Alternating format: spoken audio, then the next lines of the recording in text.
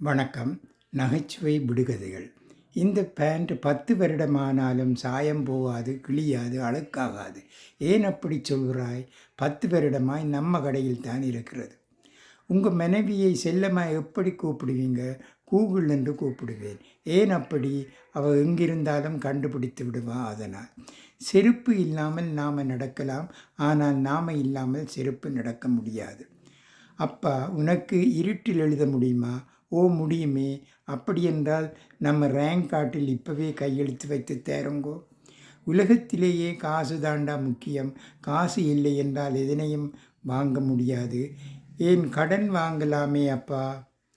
தொப்பி போட்டுக்கொண்டு வண்டி ஓட்டுகிறாய், ஹெல்மெட் எங்கே? ஹெல்மெட்டிலும் பார்க்க தொப்பி தான் சேஃப்டி கூட. ஹெல்மெட் போடும்போது 4 பீஸாக உடைந்து விட்டது, தொப்பி போடும்போது சேஃப்டியாக இருந்தது. நன்றி, வணக்கம்.